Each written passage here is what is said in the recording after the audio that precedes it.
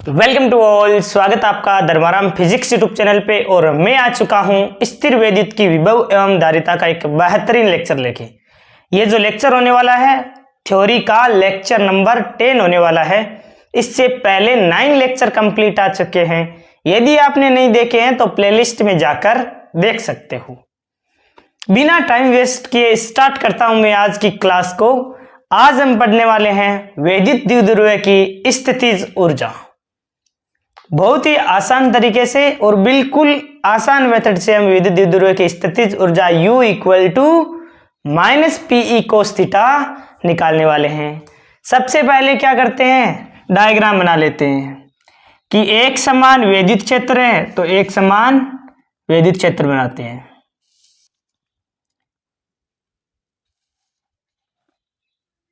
ये एक समान विद्युत क्षेत्र है E वेक्टर।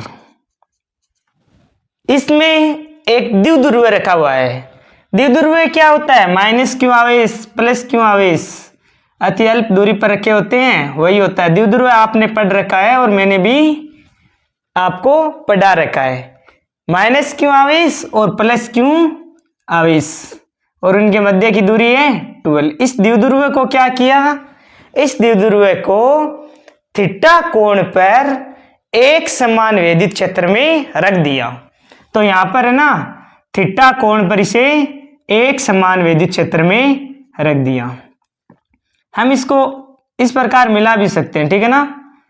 यहां पर लंब डालकर यहां पर कोण बनता है 90 डिग्री।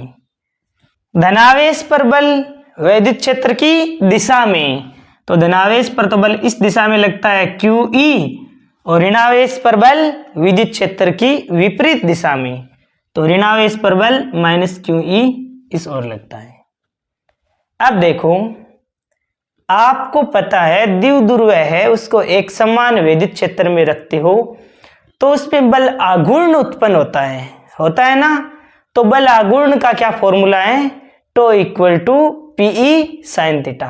पहले कुछ थ्योरी लिख लेते हैं, उसके बाद फॉर्मूला लिख लेंगे, कार्य की गणना कर लेंगे। कार्य हमने पिछले वीडियो में भी निकाला था, सेम वैसे के वैसे ही कार्य निकालकर और उसकी दूसरी कंडीशन निकालेंगे तो किया गया कार्य ही हमारा स्थितिज ऊर्जा के रूप में संचित हो जाएगा। तो स्टार्ट करते हैं। सबसे पहले इसकी थ्योरी लिखते हैं कि माना एक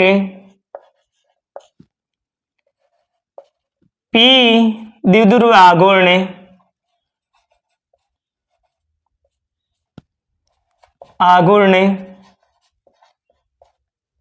का द्विध्रुव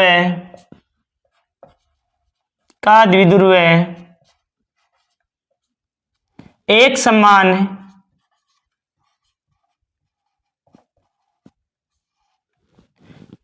विद्युत क्षेत्र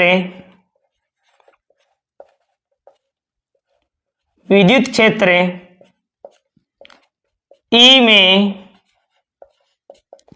थीटा कोण बनाकर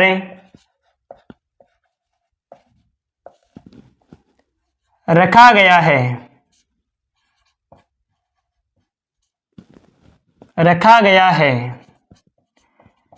इस द्विध्रुव पर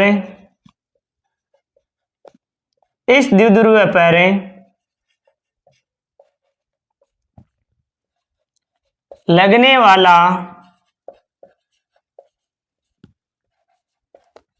वाला बल आघूर्ण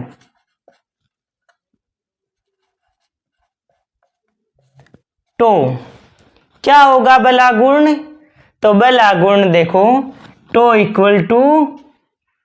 PE sin theta. Tau equal क्या होता है, PE sin थीटा। हमने पढ़ रखा है बल आघूर्ण टो इक्वल क्या होता है, PE sin थीटा। जब एक समान चुंबकीय क्षेत्र है उसमें द्विध्रुव रखा होता है तो उसमें बल आघूर्ण उत्पन्न होता है और बल आघूर्ण होता है टो = PE sin थीटा। अब देखो, इस द्विध्रुव को θ1 से θ2 तक घुमाने में कृत कार्य क्या होगा, उस कार्य का व्यंजक निकाल लेते हैं और जो कार्य का व्यंजक आएगा वही फिर स्थितिज ऊर्जा के रूप में संचित हो जाएगा। तो सबसे पहले कार्य निकालते हैं। तो द्विध्रुव को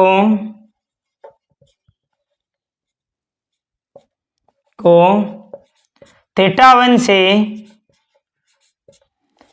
θ2 तक घुमाने में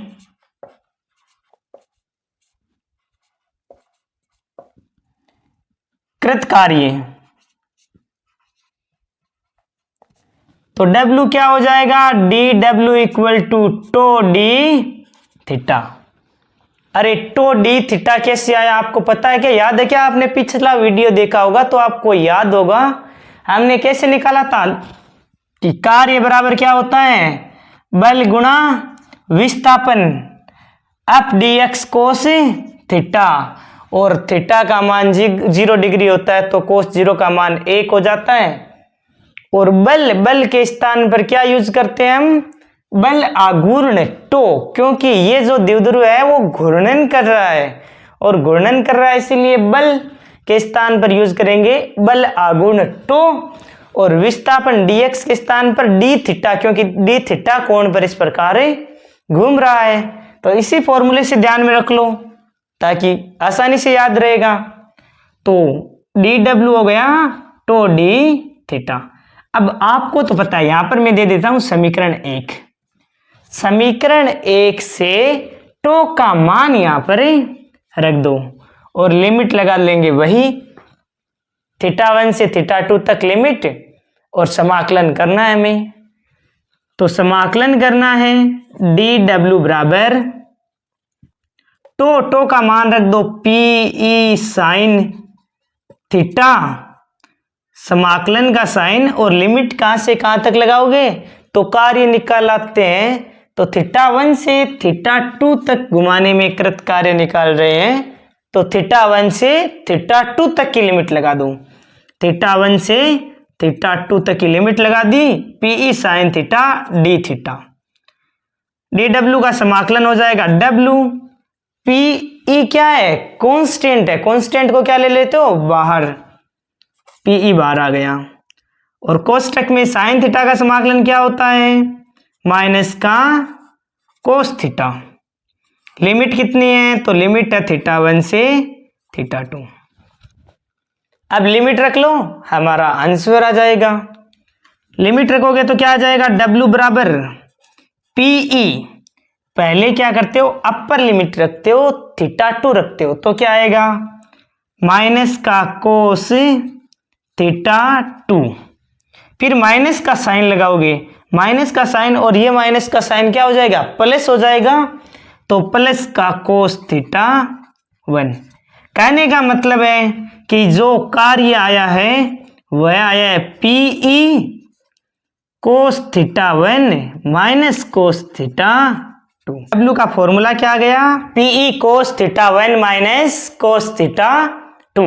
यदि हम थीटा की वैल्यू रख दे कि मानक स्थिति पर θ1 कितना है 90 डिग्री और θ2 है थीटा, तो वैल्यू रखकर मान निकालते हैं कि यदि मानक स्थिति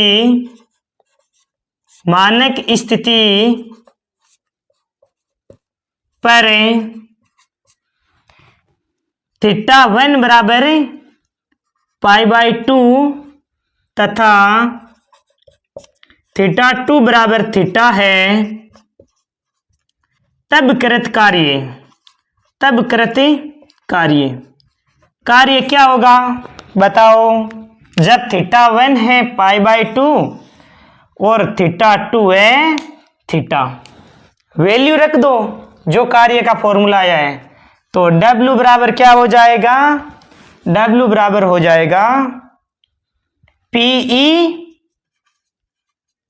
कोष्टक कोस θ1 के स्थान पर क्या है π/2, और कोस π/2 का मान कितना होता है, कोस π/2 का मान होता है 0, माइनस कोस θ2, और कोस θ2 की वैल्यू कितनी है केवल थीटा, तो कोस थीटा।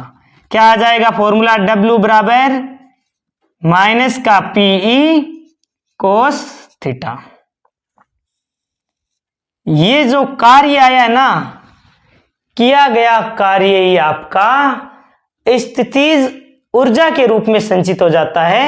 इसीलिए जो स्थितिज ऊर्जा है वो क्या आ जाएगी, स्थितिज ऊर्जा। स्थितिज ऊर्जा U बराबर भी हो जाएगा माइनस का पीई कोस थीटा। यह आ गई आपकी द्विध्रुव के कारण स्थितिज ऊर्जा जब द्विध्रुव एक समान विद्युत क्षेत्र में रखा हो तब। अब इसके हम क्या करते हैं, अलग अलग केस पढ़ लेते हैं कि थीटा 1 यदि थीटा है वो 0 डिग्री हो तो क्या होता है, थीटा यदि 90 डिग्री होता है तब क्या होता है, थीटा 180 डिग्री होता है तब क्या होता है। मान रख रख कर केस निकाल लेते हैं, इसकी कुछ विशेष स्थितियां निकाल लेते हैं ना, विशेष स्थितियां निकाल लेते हैं इसकी, कुछ विशेष स्थिति।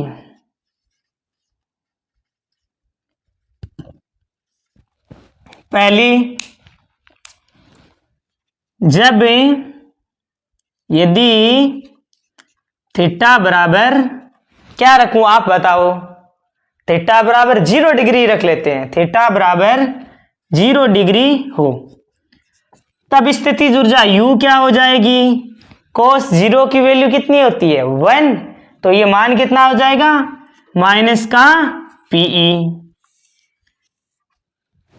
थीटा बराबर 0 डिग्री था तो स्थितिज ऊर्जा आई है माइनस का पीई। इसका मतलब इस स्थिति में स्थितिज ऊर्जा क्या है, न्यूनतम है, तो यहां पर लिख दो न्यूनतम स्थितिज ऊर्जा ये। साथ ही जब थीटा बराबर 0 डिग्री है इसका मतलब होता है कि ये जो द्विध्रुव है वो स्थायी साम्य अवस्था में, थीटा बराबर 0 डिग्री का मतलब इस प्रकार है, तो द्विध्रुव तो स्थायी साम्य अवस्था में होगा। इसीलिए हम नीचे पॉइंट लिख देते हैं कि इस स्थिति में द्विध्रुव स्थायी साम्य अवस्था में है। स्थायी साम्य अवस्था बोल दो, संतुलन की अवस्था बोल दो, स्थायी संतुलन की अवस्था